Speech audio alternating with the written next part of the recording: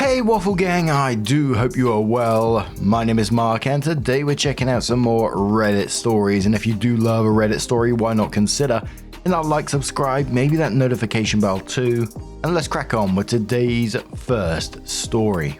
Much love guys. Now today's collection of stories is a special request from Canadian Frog, and we're covering the AmITheDevil subreddit. It starts off with a post cross-posted from the Am I the Arsehole subreddit titled, "Am I the Arsehole for ruining my daughter's birthday?" And this was a deleted user, by the way. Throwaway because my daughter uses Reddit. I, 45 male, have 3 kids, 16 male, 14 male, and 12 female. This story concerns 12 female.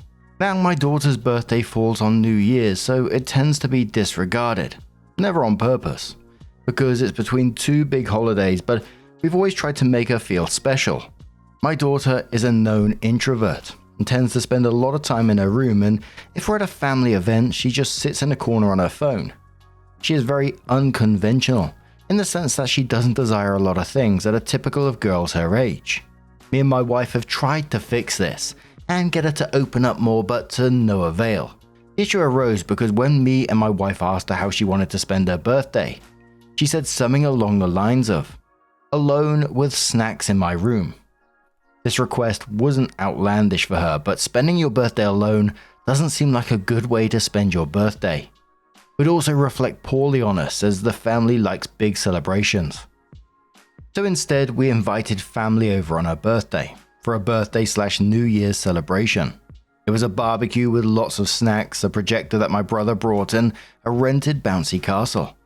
I thought she would realize that this was better and a more productive way to spend her birthday, but I was wrong. She was miserable the whole time and just sat in the corner.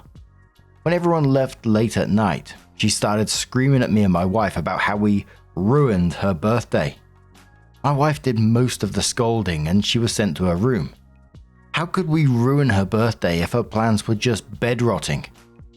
She was also mad because she didn't get the gift she wanted, which was a hot chocolate machine. She's the only family member who drinks hot chocolate, and she's not 50, so we got her something else that we thought she would appreciate more. This morning she ignored all of us, including my sons who are on our side, because they think she's been ungrateful since the party was great. I was just trying to make her birthday special.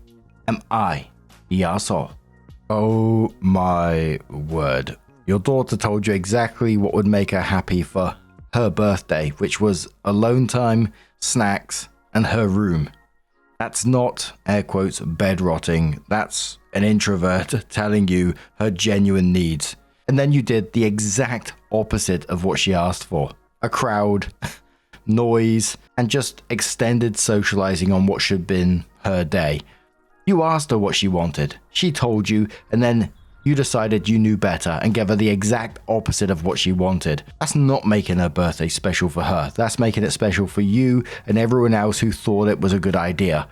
And it was the same with the hot chocolate machine. I mean, it was telling, wasn't it, that she's the only one who drinks hot chocolate, so why wouldn't that be perfect for her? Instead, you got her something you thought she would appreciate more. Again, this isn't about her. It's about your vision of who she should be. Just trust her when she's telling you what she wants, because otherwise you're going to end up like a lot of these stories that we see in this. When they turn 18, that'll be it. But in the comments, Happy Banana says you're the arsehole. I mean, you cannot really be this obtuse. You asked her what she wanted. She told you. You ignored her and did the exact opposite. Of course she's upset. You have no business scolding her for a situation of your own making. White Rose's quote saying, "Guys, my daughter told me what she wanted for her birthday and instead I did the opposite of that. I couldn't possibly be wrong, could I?"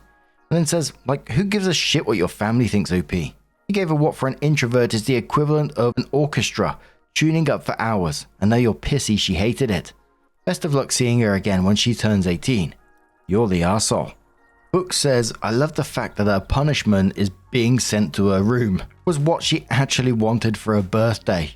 Even Budget says you're the arsehole, quoting, she was also mad she didn't get the gift she wanted, which was a hot chocolate machine, saying she's the only family member who drinks hot chocolate and she's not 50, so we got her something else, and then says, gross, what awful parenting. Quoting again, my sons are on our side because They think she's been ungrateful since the party was great, and then says, nasty bullying family. On our side. That's so gross.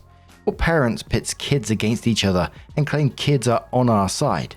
Quoting again, she was miserable the whole time and just sat in the corner and says, the party was not great for your daughter. The party was a huge failure for your daughter. The birthday girl, which you don't care about. Such terrible parenting. I struggle to believe this is real. And one more commenter who says, you're the arsehole. Why would you ask her and then immediately proceed to disregard her wishes and throw her a huge party? We introverts do exist. No, you do not need to fix us. We don't like to be around a lot of people because it's obnoxious and draining for us, and obviously we won't be happy when we're forced to do it. Next time, listen to your daughter. Do something small in your family with no extended family and keep it short to acknowledge her birthday. Blow the candles, eat the cake, give her the gift and leave her alone if she wishes to be alone. And as it was said, this was from a deleted account, so clearly didn't like the reaction, but I certainly hope this person has learned from the comments, because like people were saying, when this daughter turns 18 and they've been treated this way for a long time, yeah, it's not going to end well, is it? But what do you guys make of this situation? Let us know your thoughts down in the comments below, and let's move on to another story. Now our next story was, would I be the buttface if I demanded to know who reported me to HR? And then says, I'm in my early 30s and male. In our office, I'm known as a bit of a jokester. Nothing mean, and I don't go out of my way to prank someone or hurt someone's feelings. But I have plenty of jokes and give lots of silly nicknames. There is a newer woman in our office. She's in her early 20s and she has a 3-year-old. They live in an RV park a few miles away from work, and I've nicknamed her RV Reba. I didn't see the harm, it's just a silly nickname. I've given silly nicknames to most of my co-workers. If anyone complains about it, I just explain I don't mean anything by it. It's just a silly thing I do, and there was no reason for them to be offended. RV Reba wasn't thrilled with the nickname. Said it was insulting, but I explained it wasn't intended to be. It was just something silly I came up with. She asked me to stop using it. I don't use it around her much anymore, but I think it's a silly thing to get upset about. So I still use it around others. Well, someone reported me to HR. I got called into a meeting this morning and given a written warning to stop harassing my co-workers. I don't see how this is harassing at all. They're silly nicknames. I asked who reported me and they said it was not just one person, but multiple complaints. RV Reba and a few others were getting coffee and I wanted to know who reported me. RV Reba said she didn't know, but was glad that they spoke to me about it since I wasn't listening to them asking me to stop. I think it was probably her and one of the 2 co-workers who can never take a joke. I want to know exactly who it was though. A few co-workers said I'm already the buttface and should let it go. But I really want to know who reported me. Would I be the buttface if I demanded to know who it was? As soon as OP said that they were a jokester in this, I was like, oh my word, this isn't going to end well straight away, is it? The fact is, multiple people have found your behavior uncomfortable enough to actually complain to HR about this, and you still don't seem to be taking it seriously, even to the very end of this post. The person told you the nickname was insulting and asked you to stop. Your response was, well, I don't think it's insulting, so I'll just keep using it when you're not around. That's not respecting this person. That's just taking the piss, basically. And then you said what? You explained that there was no reason to be offended. You don't get to make that choice. And HR has already told you to stop. You've got a written warning. This is past the point of let me investigate who's against me. You just basically need to change your behavior and stop being an asshole to people. Or face the fact that you're probably going to get sacked very soon. But SFB says, I think you know you're the buttface. Your jokes aren't amusing to others. This has been explicitly spelled out to you, multiple times from the sounds of it. Therefore, you should have already stopped. If others aren't laughing, it's not funny. If it's not funny, it's not a joke. If it's not a joke, your continued behavior is harassment. Stop it before you quite rightly lose your job. Wicked says you're the buttface massively. You zero in on something that someone finds embarrassing and repeatedly point it out to all and sundry. You say it's just a laugh, but plainly not for Reba. I'm glad your colleagues reported you. You sound like a horrible person to have around. Another commenter says you're the arsehole and insulting. What's wrong with you? You're not funny. You don't get to demand anything. You can request, you can be told no. You do not get to decide what people want or like to be called. You do not get to decide what someone feels about anything. With multiple people complaining, I'm shocked you're not in more trouble. What you're doing is harassment and bullying. You're at a place of work. Be more mature and professional. Glamour says jokesters and prank pullers are just another name for I'm an arsehole. Get it. When someone says stop, you freaking stop. Not I don't use it much anymore. It's full stop. Never use it again. You sound insufferable. I'd hate to work with you. Now, I'm going to turn this one to you guys. What do you guys make of this situation? Let us know your thoughts down in the comments below. Let's have another story. Our next one says, would I be the arsehole for putting a broken appliance back on someone's curb after taking it for free? It said, I saw an appliance on someone's curb with a free vibe. It didn't have a sign, but my city doesn't have curbside pickup for appliances, so there was no mistaking that it was on offer for anyone who wanted it. No sign saying it was broken or for parts, so I loaded it up and took it home. Once I got it there, I realized it's fully broken and now it's my problem. I wasted time and gas hauling it, and now I'm stuck either paying to dump it or fooling somebody else into taking it. It had only been out for a couple of hours in good weather, so there's no chance it was a working fridge that was ruined by the weather. Part of me wants to put it back on their curb, since they're the ones who put broken junk out for strangers without saying anything. It feels fair in a karmic sense, since making people think that you're offering them a working fridge to save yourself a trip to the dump is an arsehole move.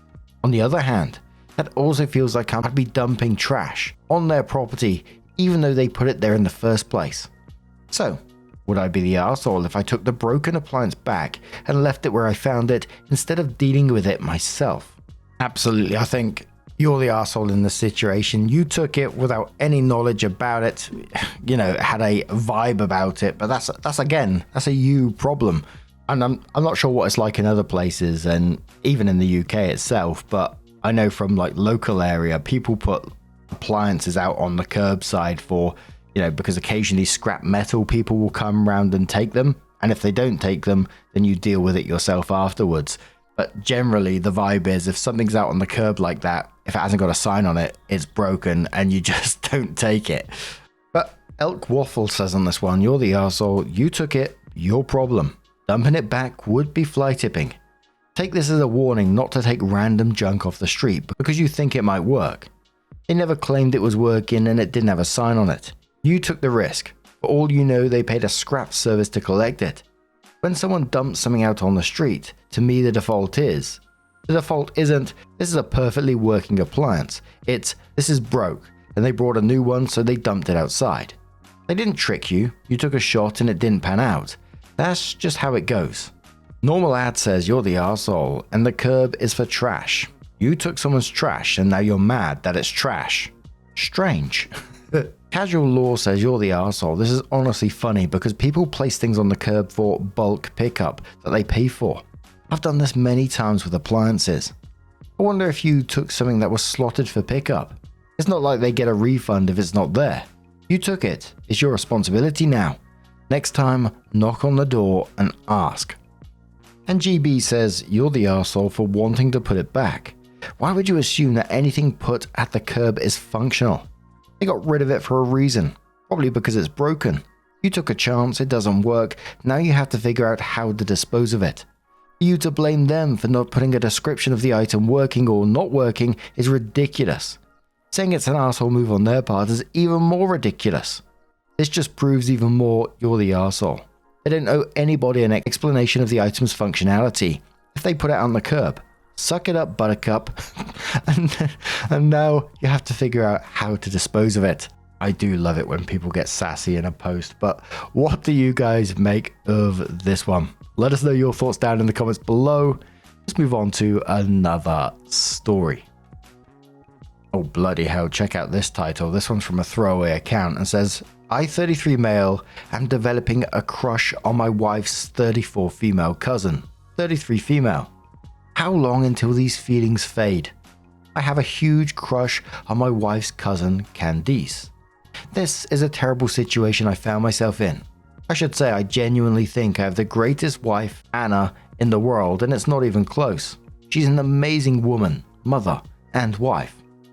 When I met her, she approached me at the bar and I was flattered. We hit it off almost instantly. She was nervous, but I found it cute, and she said she doesn't normally approach guys but wanted to talk. Later that night, her cousin/best friend came and my jaw was on the ground. Candice is just a fucking gorgeous machine. Everything about her, but it was too late. I did wonder how different things would have been if I met Candice first, but 10 years later, I would say things worked out. We got married and have a great little girl.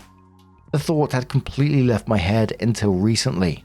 About 2 months ago, Candice had to drop something off and I took off while my wife was at work. She had borrowed my laptop because hers broke while she gets a new one. We were just talking and drinking wine, watching 90 Day Fiancé, and she confessed to me that when she showed up, she thought I was handsome, and it sucked I was already talking to Anna. My jaw was on the ground, and I told her when I saw her I was like, damn, I'm wishing I saw you first. And she said, is that so? I immediately changed the subject and my heart was pounding. Eventually she left and went home. She later texted me later saying she wants to hook up one time and that she would text my wife that she needs help fixing a dishwasher and to reply yes or no and then delete the conversation. She said she would understand either way. I just said I will be over there and deleted the message. I waited and my wife said she would take care of our daughter and that Candice needs help with the dishwasher. I went over there with zero intention to have sex with her and to just let her know we can't do this. But unfortunately things went the other direction and had sex. We agreed it was just a one-time, you only live once moment, and that was that. Unfortunately that moment started bringing up old feelings I thought was gone. She became much more flirty discreetly. I started being distant towards my wife. We both know we can't act on it, but I kinda wish we could be together. But it would hurt too many people and I can't do that. But at events we became closer. I had food on my face yesterday and she was wiping it off. That annoyed my wife who said she can wipe off my husband's face. She even complained about it in the car, but I reassured her that she's overreacting. Yeah, I'm in a sticky situation. I just need help removing my feelings before things get out of control. How can I lose these feelings so I can focus on my family? Edit. And I get it, I'm a piece of shit. You don't have to tell me because no one feels more disgusted at myself than I am. I just want actual advice on how to have these feelings fade so I can focus on my family. I won't respond to comments just attacking me and not giving genuine advice on how to make the best out of this really shitty situation. It's the way that OP plays it down throughout this post, calling it a sticky situation. You're not in a sticky situation. You created an ongoing affair and you're asking how to feel better about it without actually facing any consequences. When the truth is, Anna deserves the truth so she can make an actual informed decision about her life going forward because you betrayed her massively. Renee says, bro, this isn't a crush. You cheated on your wife. You need to tell her because eventually it's going to come out anyway. Better from you than her cousin. Worldly says this is why cheating is not just a mistake, but a series of bad decisions and actions that lead up to the betrayal. OP, if you truly want to stay with your wife, you must tell her the complete truth and let her decide whether or not she wants to reconcile with you. You must immediately cut all contact and communication with your affair partner. You must sign up for individual counseling to figure out why you're such a lying, selfish, cowardly arsehole who has no self-control and no respect for his wife to not only betray her but with someone who is a family. You deserve every bit of vitriol and karma that is about to come your way. Congratulations on letting your lust ruin your wife's heart. A commenter says you reassured her that she was overreacting. She is unknowingly underreacting. Don't be a gaslighting dick. Step up and tell her what happened. You cheated, and now you're making your wife feel crazy because you're telling her any kind of feelings are all in her head. Though also, it's surprising to me that you're using real names. Is this a fake story? And Judgment says you're a cheater. You actively cheated on your wife. You didn't just catch feelings, and that is your wife's cousin, and you're both gross. You need to tell your wife. This will eventually come out and you betrayed your wife and daughter. Because when you cheat on the whole family. You need to cut contact with a cousin immediately, and your wife needs to know what kind of family she picked, you, and has let into her life. Cousin. Good job. And OP never replied or never updated the post either, but bloody hell. What do you guys make of that one? Let us know your thoughts down in the comments below. Let's have another one. Again, this one was cross-posted from the Am I Wrong subreddit to the AmITheDevil subreddit from LastWing9135 and says, am I wrong for accusing my girlfriend's sister of lying for attention? I guess my male 20, now ex-girlfriend Layla, female 20, has a sister, Stephanie, female 24, who works at a veterinary clinic. And the very few stories I hear on what Stephanie goes through at her workplace just sounds way too crazy to believe. To be honest, I don't know much details I can give because these stories are pretty violent. This involves a current story where apparently she had a very scary experience with a client. I'm embarrassed to admit, I was proven wrong on this. It started with Layla and I planning to have a movie night together. When she came over to my dorm room, I immediately can tell she was upset, so I asked her what's wrong. And that's when she dropped the ball on me about Stephanie's interaction with the angry client. I said, really? And she told me yes, and how the cops were involved. And I guess I'm just over it with all Stephanie's wild stories. So I went, no, really? Come on, Layla. And she was getting annoyed. And I explained to her on how way too crazy her stories are that she has to be lying to get attention. And that I don't understand how you or anyone can believe her. Her defense is that she's her sister, so she clearly knows her a lot more than me. And she knows Stephanie is not a liar and has always been a sufferer in silence kind of person and rarely talks about work. I told her that when she does talk about work, it's intense to the point of being unbelievable. Then she started coaxing me to go with her to the store to buy something, which I was confused about because we got our favorite movie snack, so there's no reason to go to the store. Eventually, I was convinced to go with her. It was the most tense ride ever. I tried to have a conversation with her, but she just remained silent. When we got to the store, she went in alone while I stayed in the car. I was texting my friends about my confusion on what is happening with Layla. When she came back, she bought 2 boxes of cookies and she drove us to the vet clinic where Stephanie works at. Again, now she's coaxing me to go inside with her, and I just wanted to know what's going on, and she told me, you'll know when we go inside. So we did. We got to the front desk and 2 of the receptionists said, hi Layla, I thought Stephanie already clocked out. Layla said that Stephanie did and that she was just here to drop off some cookies for everyone because of the incident that happened today. Receptionists were all like, oh, Stephanie told you about that. Yeah, that really scared us, and other comments that confirmed that Stephanie was telling the truth. Once we're outside, Layla just started power walking. When she got to the car, she turned around and looked at me like she's a mum waiting for a sulky kid. A woman with a dog was staring at us and I felt even more embarrassed, so I started power walking. Inside, we just sat in silence with her just staring at me really angry, and I said, okay, I was wrong, I'm sorry. Layla asked, do you still think she's a liar? I didn't answer right away, but I did say, well, I only know this one is true. I don't know about the others. She really hated that answer. Next thing I know, she keeps repeating, get out and get an Uber. Well, I tried to talk to her and calm her down, but eventually I did get out and she drove off without me. One of my friends picked me up and took me back to our dorm. I texted Layla, just in case you care, I made it back. And she texts back, I don't care, and I'm done with you. This happened a week ago. She doesn't interact with me in our classes. She's ignoring my texts and calls. She hasn't joined me at our lunch date. Am I wrong?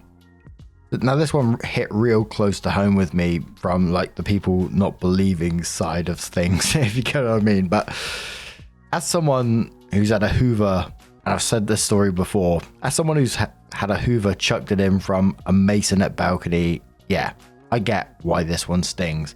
Because, and this is something that I'm learning in therapy, when your normal is someone else's unbelievable, you end up in this impossible spot where sharing your actual lived experience gets you labeled as a liar. And in the end, all I can think is that's rubbish because those experiences shape who you are. They shaped who I am today. But here's what this guy missed in this story. Layla wasn't asking him to believe every wild vet story. She was asking him to trust her judgment about her sister. That's the real issue. When you love someone, you give them the benefit of the doubt, especially about their own family. And I've got to a point at myself now, where people don't believe the wild stories that I got. And, you haven't heard the half of them, to be quite honest. There's some that I can't talk about because of doxing and legal stuff. But I know in my heart they're 100% real and they happened. And anyone worth keeping in my life will recognize that dismissing my past is dismissing a big part of me. Whilst at the same time understanding it is difficult for people to get their head round certain situations that did happen to me, because a lot of it is wild at the same time. But Woody Wood says, you are wrong. Bad and violent things happen to people in real life. I used to think that the movies exaggerated when fucked up things happen to people until it happened to me. Crazy things happen. Some people are crazy. Good people had bad things happen to them. You can't accuse people about lying about serious things straight off the bat without proof. He even admitted in the post that her sister is not a liar and that is out of character for her. So to assume someone is just attention seeking when you admitted that she isn't like that is crazy. Mila says you are wrong. You are based on the fact that you doubled down when you were proven wrong. Also young and stupid.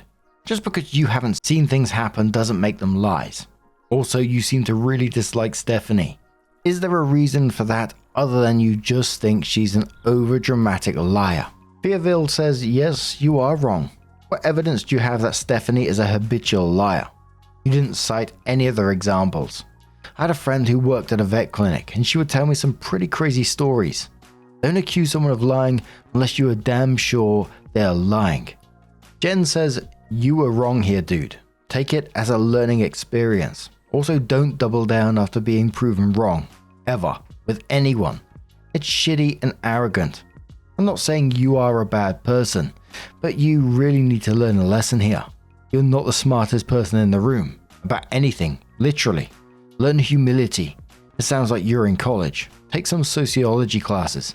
They're fun and you'll learn valuable skills no matter your chosen major and profession. And Hyena says, mate, my first day as a vet tech, I had a man spit in my face and call me some very interesting names. Because I told him that no, you cannot put the kitten you showed up with into an ice cooler to drive it almost 2 hours home. It had just been neutered. We said bring something to take it home in, like a box if not a carrier. Just needed to be something it could breathe in. We put emphasis on the breathing side. He treated it like a suggestion. The police got called. His wife came back later with an actual cat carrier, a very distraught set of little kids who thought they lost their kitty forever, and a nice bunch of chocolate/biscuits/cakes to apologize. They also were the ones to bring that cat in from the day on, not Mr. Ice Cooler. People are fucking monsters. We genuinely do love their animals though, hence why we do tolerate a hell of a fucking lot. Most behavior shown towards us would get you banned from an ER or a doctor's office, but we do it for the animals, not the owners, and certainly not for the not so great pay. And absolutely, some of the comments absolutely nailed it. Just because it didn't happen to you doesn't mean it didn't happen. As I mentioned before, stories I've told in the past, etc. And I could tell more stories that would make people think I'm just making it up for, shits and giggles, basically. From the Hoover being thrown at someone to a woman that was murdered by her daughter and then she was just found sat opposite staring at the corpse of that person the following morning, to eventually that home being completely torched. Another family whose father disappeared one day and was later found in the river, under which was highly suspicious circumstances. Fights, family drama, as I keep saying, I got like hundreds, maybe thousands of stories, I don't know, they pop up all the time when I'm reading other people's experiences as well. And I'm going off on one as usual, but just to say, there is a lot of wild shit out there. Of course, there's always going to be some fake stories here and there, but there's also a lot of wild shit too. But what do you guys make of this situation, these situations? Let us know your thoughts down in the comments below. Just a huge thank you for being here today, getting involved in the stories. Your love, your support, your time, it always means the absolute world to me. So thank you so much. And hopefully I'll see you in the next one. Take care and much love. Wake up, get up, stretch my legs, eat some breakfast, milk and eggs, brush my teeth up, wash my face, throw my clothes on, start my day. Wake up, I can smell the smoke from the bacon. Let's go, see the sun shining from the windows. Okay, I know that today'll be a good day.